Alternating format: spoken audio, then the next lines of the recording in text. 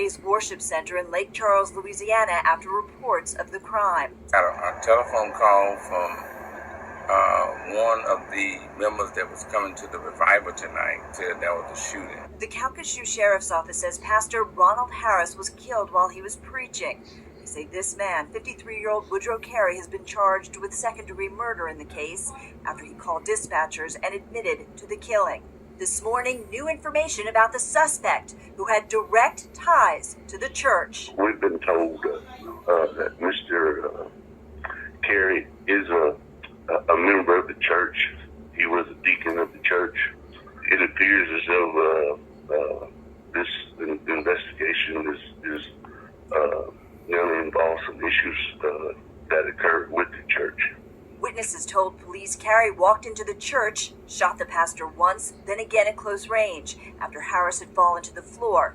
He then fled the scene. These people thought they were going to church to hear a message from God, and instead they witnessed a pastor being gunned down in the middle of the service by the deacon. During his arrest, deputies say Karey directed them to two guns, a shotgun and a pistol, that were thrown in a wooded area.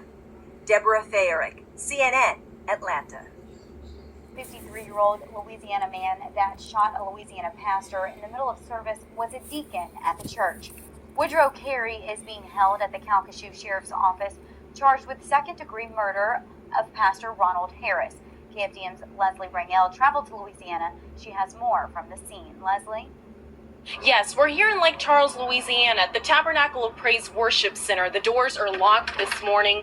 There's a sign on the door saying there will be no church service today. There will be a candlelight service on Tuesday at 6:30 to remember the pastor who was killed, Pastor Ronald Harris. He was shot and killed Friday night during a revival service.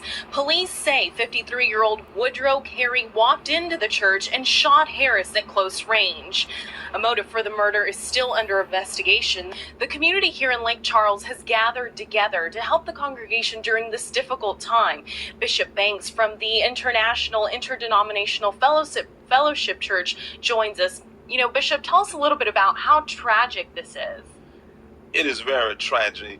It is something that really grips your heart. It grips your heart. I didn't know the young man, but just to think of just how horrific that may have been. And our heart goes out to the pastor, his family, and even the one who fired the shots. And we're praying for him and his family, praying for this congregation. Nobody's a winner here. So we just in prayer. And the thing that I'm surprised about, there's no service today. I thought the saints would be gathered to try to encourage these people. There's nobody here but me. Are y'all planning any kind of candlelight service or anything? Well, one of the things I want to get with some of the pastors that's under my leadership, and we just want to see what we can do, get with the mayor, get with the governor, and just see what we can do. We need to make this known throughout the state, get with our good governor, who's a good friend of mine. We need to get something done. This is a hurting matter. All right. Thank you very much for your time, Bishop.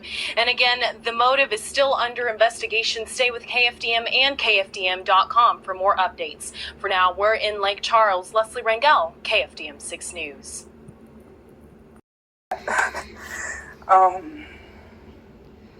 His humor. Hold on. Oh, okay.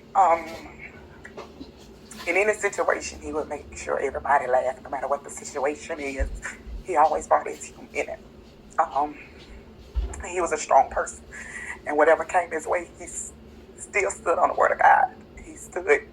He never wavered. My dad was a great father. He was an awesome grandfather. He was an awesome preacher, teacher. He had a big heart. He loved everybody, wanted to always help.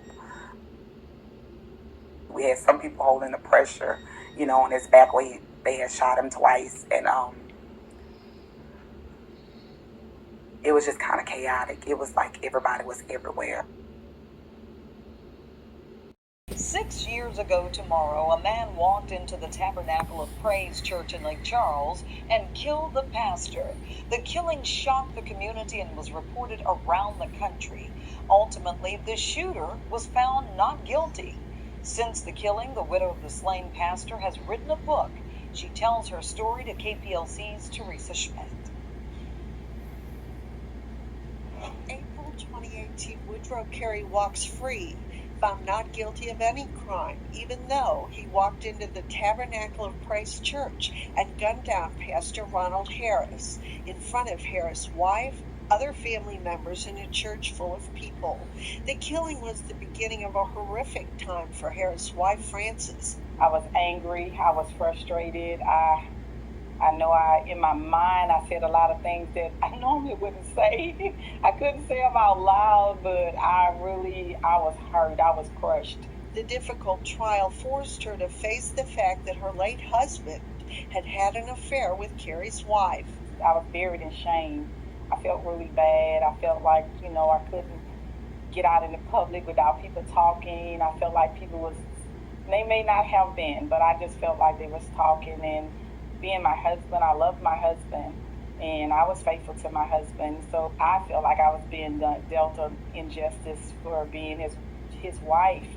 For a long time, she said she was paralyzed by fear, partly because she was so dependent on her husband. My husband and I was married, I always say all my life, because we were teenagers. I was 19 and he was 19. And, that was the only man in my life ever. And so I felt like when he, when the tragedy happened, I felt like I was lost and dead. And I felt I was just hanging on. For most of her life, she says she struggled with shame and fear, until she says one night, a moment of clarity. I was crying in the bed and I said, God, I'm so scared. I said to stay here by myself. I said, I can't go any further. And it's like God just spoke to me. And he said, I am with you, and I have been with you all along. And I'm going to be with you, and I'm going to be your guiding light. It was just like an inner voice. It was so strong, and I knew that was the Spirit of God. Harris has self-published a book called Hope Makes Me Not Ashamed. Harris believes others can find a way through her tragedy and suffering, a way of faith and hope. At your service, Teresa Schmidt, KPLC 7 News.